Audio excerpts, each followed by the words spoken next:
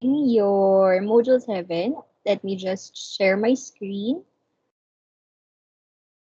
So this is your Module 7 for work measurement, work study and measurement. This is predetermined time systems. So first off, let's discuss your objectives. So your objectives to know and apply different ways ways of establishing productivity time standards using predetermined time systems. So last time we have already encountered this distinction of direct work measurement and indirect work measurement, wherein we already have discussed all the direct work measurements that we have. We have discussed work sampling and stop the indirect work measurements, specifically the predetermined motion time systems. Okay? So when we're talking about predetermined motion time systems, by the term predetermined, it just means that these are already calculated. So parang meron ng table, there's a table already of the movements, the list of your possible movements. And then, halimbawa, meron ka lang certain activity, ang ginagawa mo, nagre-reach, may inaabot sa taas, ganyang bagay, okay? So, meron ng specific time na allotted for mag-abot ka ng bagay at this height. Okay? Meron ng specific na oras na established for that. Yun yung kagandahan kay PMTS. Hindi mo na kailangan na orasan siya since ang gagamitin mo na is yung predetermined na oras para dun sa specific movement na yun. Okay? So, parang ang magiging concern mo na lang bilang ikaw ay nag-aaral ng movements, ang magiging concern mo na lang is ano-ano ba yung movements na meron ka. So, once identify ko kung ano-ano yung movements na ginagawa mo, so I can bump it to the table of PMTS. Okay? So, applications, design of work system. Pwedeng yan ang gamitin ninyo for, say for example, wala pang, kumbaga kayo pa lang yung mag-establish ng standard. Okay? So, since hindi pa siya na-execute sa linya, pwedeng ito yung gamitin nyo. Okay? Ito yung specified movements, ito yung feeling kong cycle time or computer time visa PMTS. Okay? So it includes planning of operating processes, optimization of operating processes, design of tools and equipment, and design of manufacture. Next is time determination. So time determination, so para malaman nyo kung ano yung specified time for a certain activity, creation of target times, determination of standard times, and pre-costing. Another one is for work instruction. Okay? So pwede nyo rin gamitin si PMTS. So, overview ng historical milestones in PMTS. So, initially, nagsimula siya yung kay Frederick Winslow Taylor na concept niya ng time study. Okay? Then, later part, itong sila Gilbreth, in-introduce nila yung motion study. Okay?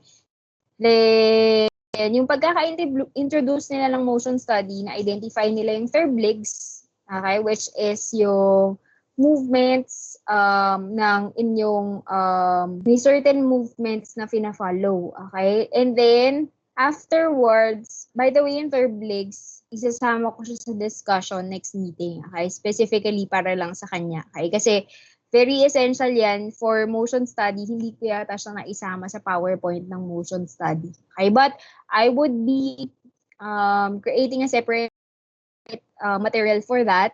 Ay, kasi very essential yan kasi yan yung classification of movements, general classification of movements, yung Terbligs. Okay, then afterwards, si Arthon, yung mismong propose na maglagay ng specific times for certain movements, and then lumabas yung work factor, MTM at 1940, and then sila Maynard, okay, gumawa na sila ng most na tinatawag natin nowadays. So yan, mga by 1940s, nagsimula na yung predetermined time system. Advantage ng predetermined time system, so we have setting standards for short motions, which is very hard kung kayo ay nagta-time study kasi hindi nyo kaya yun. Even the motion ay may oras din. Okay, so yung deviations ng pag-move pag very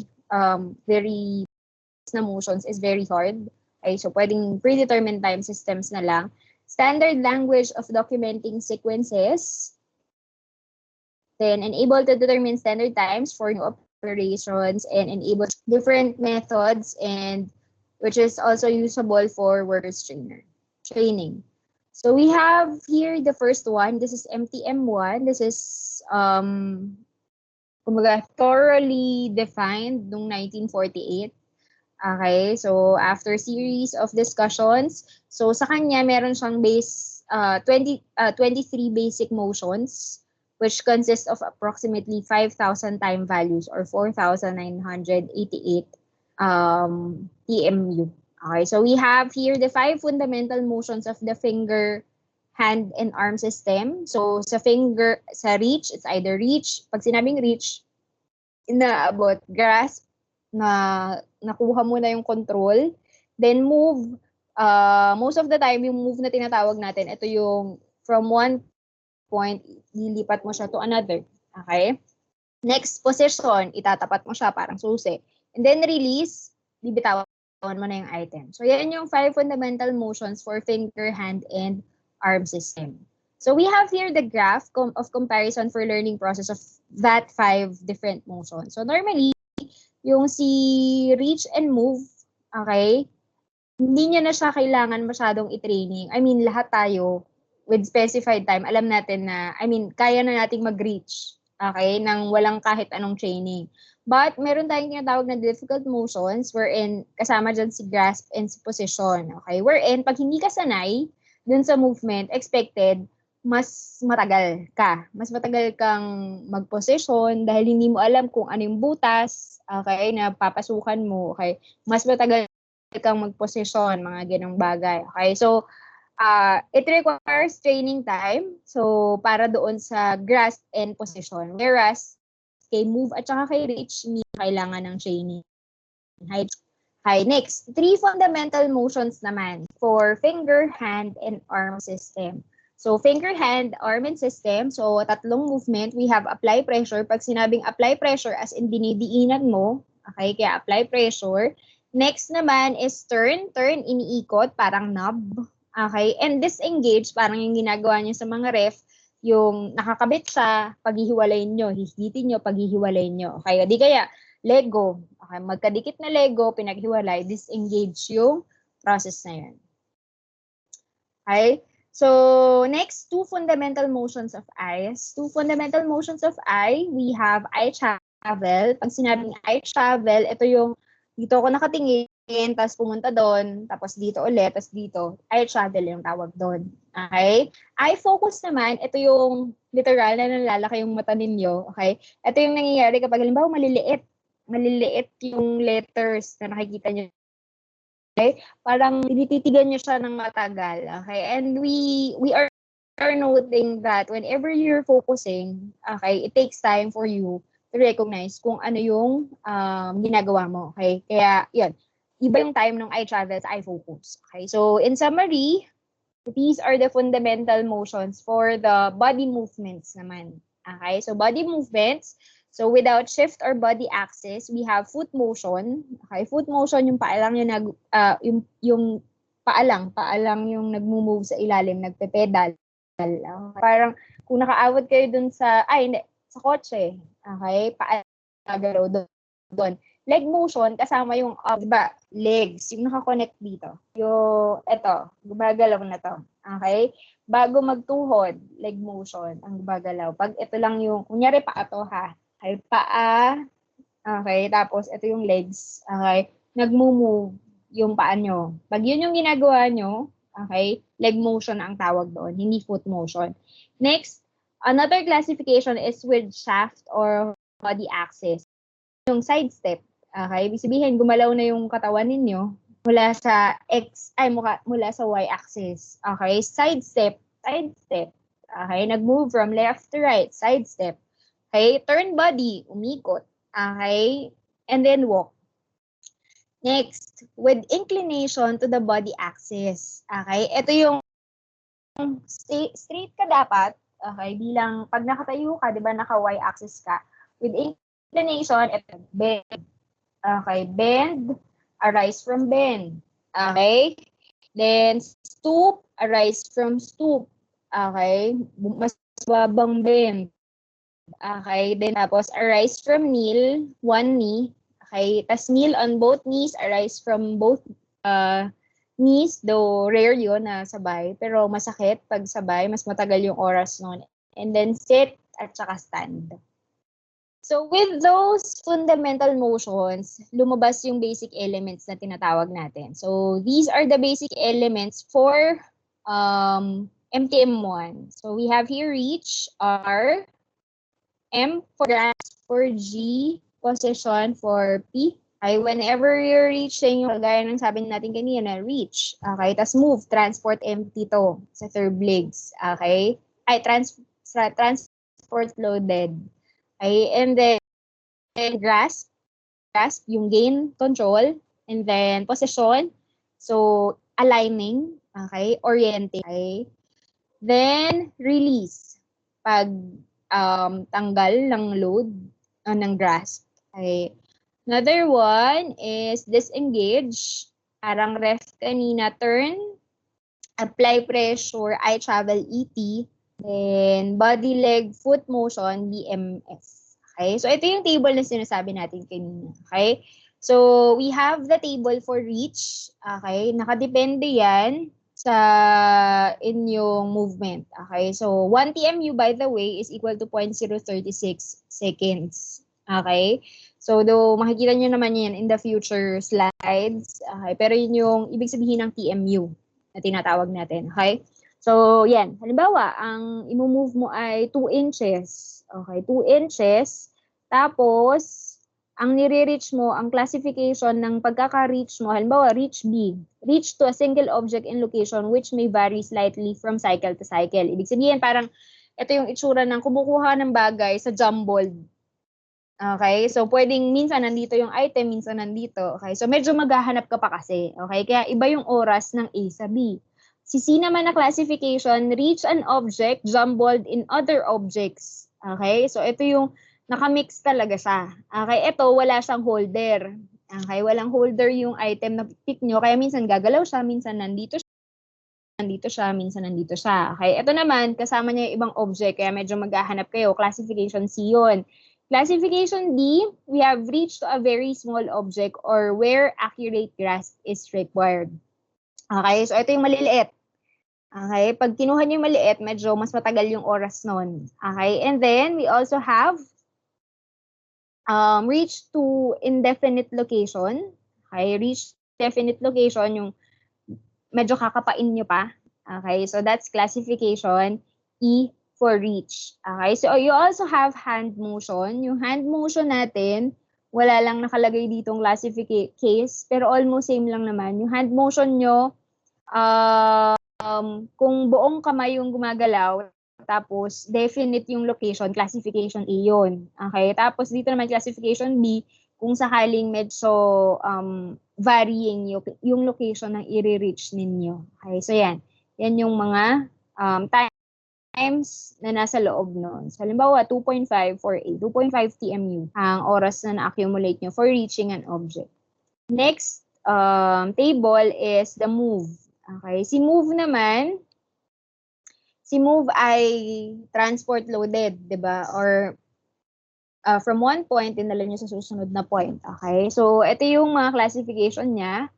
Okay, so you have ABC, which is move object to the other hand or against a stop for A. B, move object to approximate or indefinite location. Then C is move object to exact location. Kaya medyo mas matagal yung oras kapag to exact location. Okay, kasi ang tendency mo doon, i-align mo pa siya talaga. Okay, so yun. Yun yung concept niya. So, meron niyang allowance. Merong allowance pag medyo mabigat yung minumove mo. Okay, so lalagyan lang natin siya ng allowance. So, ito yung ilalagay, i-add nyo yung constant TMU, depende sa allowance ninyong based sa weight. Next, we also have here turn and apply pressure. Turn and apply pressure, magkasama siya, T and AV. So you have here the apply pressure, which is case A, 10.6 TMU, tapos case B ay 6.2 TMU. Okay? May distinction to sa full book. Ito makikita nyo. Case A, application of pressure only, this would naturally require less time than B. Tapos ito, medyo forceful yung apply pressure case B. Okay, tapos sa turn, so yung pag-turn nyo depende sa pag-ikot degrees. Okay, kung 180 degree, mas matagal kaysa sa 30 degrees. Kung maliit lang yung iikutin or versus sa malaking iikutin, okay, so syempre mabigat kasi kapag malaki yung iikutin. So medyo mas matagal kaysa dun sa mas maliliit na iikutin. Okay, grasp naman. So there are cases naman, makikita nyo dito, 1A. So 1A, small, medium, or large object by itself, easily grasped. So yan, nandito naman yung description sa mismong table. Okay, at meron siyang corresponding na oras. So you also have position. Okay, depende sa symmetry. Okay, so symmetric, okay, so then depende din sa gaano kadaling hawakan yung pinoposition yung item. Okay, and then we also have release or the RL. So case 1, normal release. Case 2, kailangan nakadikit bago mo siya bitawan. Okay, so yan. We also have disengage. Then the eye travel, which is depende kung gaano kalayo yung tinravel niya ng eyes. Okay? So eye focus is stick to 7.3 TMU agad-agad. Okay? We also have body, leg, and foot motions. So kung mapapansin nyo, mas matagal yung, ito per foot yung walking. So syempre turning, so matagal yan, kesa dun sa mga simple na foot lang, foot motion lang. Okay? Kaya nga dun sa principles of motion economy natin, use minimization of movements as much as possible. Kasi mas maliit yung time na na-accumulate nila kaysa dun sa big movements. So this is the summary of the simultaneous motions na halimbawa lang, meron lang magkasabay na ginagawa. Okay? So makikita nyo dito, meron naman siyang label, yung mga square lang, easy na pwedeng i-perform simultaneously. Etong mga dark square, medyo rare yan ang nangyayari. Okay? Rare na ipag-combine yan kasi medyo ang hirap niyang isipin na pagsabayin siya. Okay? So yan yung mga yan. So application of MTM1, so you have to do motion analysis or segmentation ng movements. Then afterwards, time analysis. Okay, then coding, yung T, RB. Okay, then extraction nung time, and then addition ng elements. So as a rule, so analyst summarizes all left hand and right hand motions required to perform the job. The rates in TMU for each motion are determined from the method's time data tables. So to determine the normal time, at the time required for normal performance of the task, the non-limiting motion values are either circled or deleted. So yung mga non-limiting, ito yung hindi naman siya mas dominant. Okay, so sample ito. If the right hand must reach 20 inches to pick up a nut, the classification would be R20C. Okay, and the time value would be 19.8 EMU. If at the same time, yung kaliwa namang kamay reaches for 10, okay, so ang application of movement niya is R10C. Okay, reach 10 inches, tapos classification movement C. Okay, so with a TMU value of 12.9. So since mas malaki yung 19.8 kesa kay 12.9, so itong 12.9, itong R10C is considered as non-limiting values. Okay, so siya ay sinusircle, hindi natin siya kinonsider. Kukonsider lang natin dahil sabay silang nangyayari ay yung mas malaking oras na movement. So as per this example, ito. Okay? So kung mapapansin nyo, merong yung left hand at saka right hand motion, merong magkasabay na nangyari. Mas dominant yung R1B kaysa sa M1/2 R yata yan. Okay, so yun.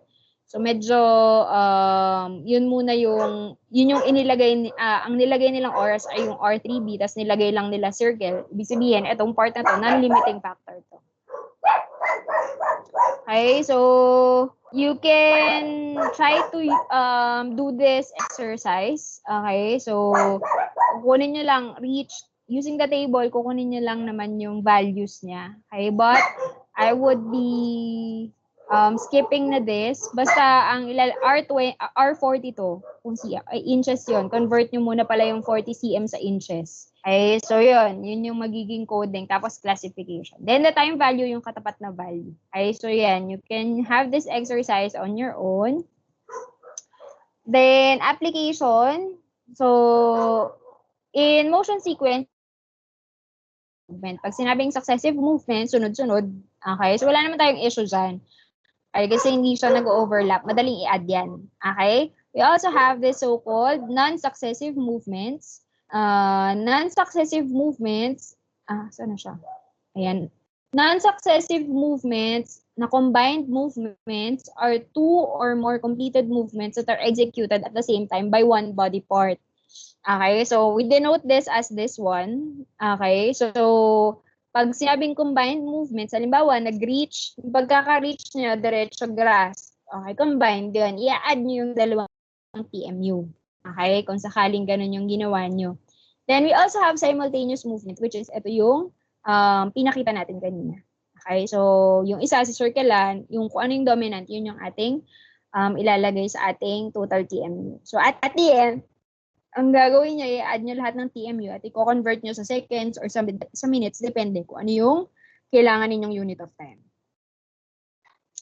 So other MTM-based methods, we have MTM2. Okay, MTM2 is actually originated in 1965, which is generally used for setting standard time for longer tasks or mas refined kasi to kasi mas kakaunti yung movements niya.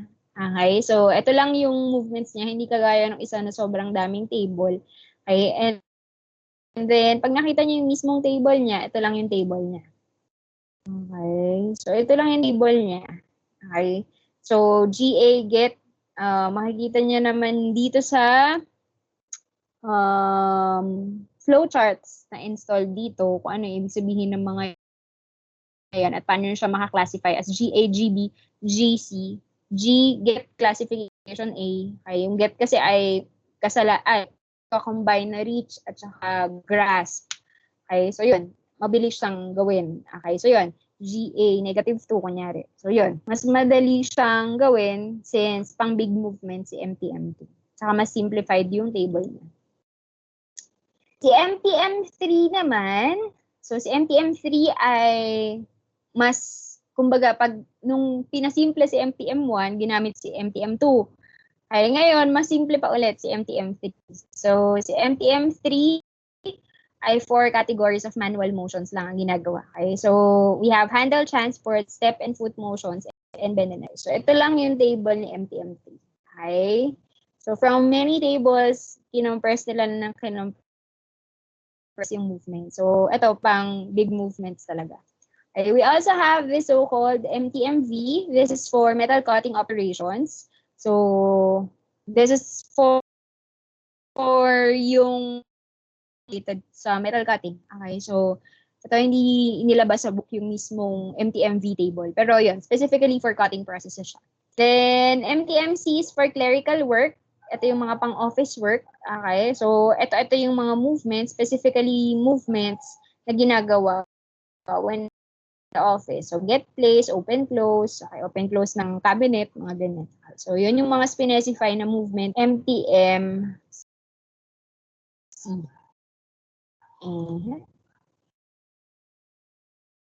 So these are the MTMC level 2 elements.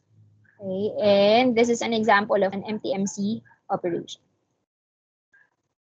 So last is the most. Si most yung another type ng MTM wherein si MTM actually ay parang may nakita si Nord na mas better way to do it. Okay, so in most, the complete sequence of ay readily na may sunod-sunod naman daw kasing sinusundan, bakit kailangan pang isa-isahin hanapin. Okay, so may sequence siya. So, most in a pyramid framework. So, it is actually applied dito sa dalawang to. So, work element level and basic motion element. Okay? So, medyo specific siya. So, what is most? Maynard's operation sequence technique.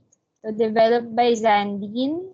So, utilizes larger blocks of fundamental motions than MTM1. Okay, so we have here the sequence for general move, which is ABG, ABPA. The sequence for controlled move, okay, or yung medyo may hawak ka, okay, ABG, MXIA daw yun.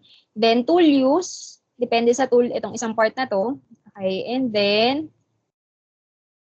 so, ito yung distinction nila. So, general move sequence is for free movement through air. Controlled move, movement in which the object remains in contact. Tool use, may ginagamit kang tool. Okay?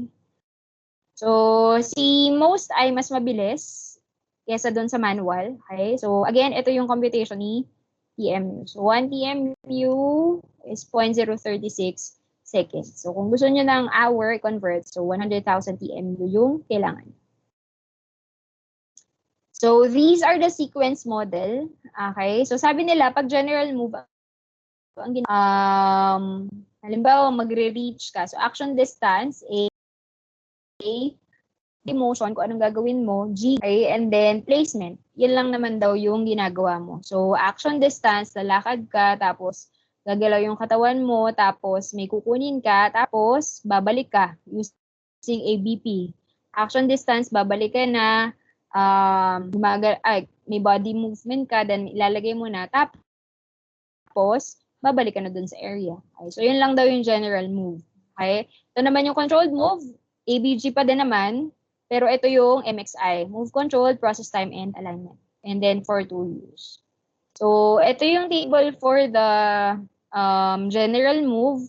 So, makikita niya naman dito yung mismong, ito hindi po siya minimix. Okay, i-classify nyo muna yung movement nyo kung siya ba ay general, controlled, or tool use. Okay, kung general ang movement, so general move table. Okay, ngayon, susundan mo yan. Ano ang A mo? So, naglakad ka ba? Hindi ba naglakad? Okay, so pwedeng A0. Okay, sunod, B. Naglakad, gumalaw ba? Naupo ba? Nagbend ba? Pag hindi, 0. Okay, and so on and so forth. Okay, so yan yung mga table. Tapos meron din dito mas madami pang A. Okay, kung medyo madami-dami pang nilakad. Okay, and then ito naman yung sa controlled move, mas madaming M, at saka I. Madaming I. And for tool use. So essentially, ito yung table ng most. Okay? So, nakalagay na talaga kung ano yung pang general move, controlled move, at saka tool use. And nilalagay nyo lang yung element, okay, at para matotal nyo ang TMU sa dulo. So, ito yung sample. Okay, so again, kay most, meron ng sequence na sinusunod.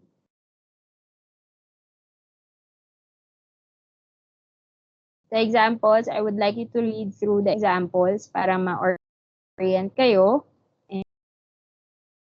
And for your questions and clarifications, please feel free to contact me sa ating MS Teams. Thank you so much.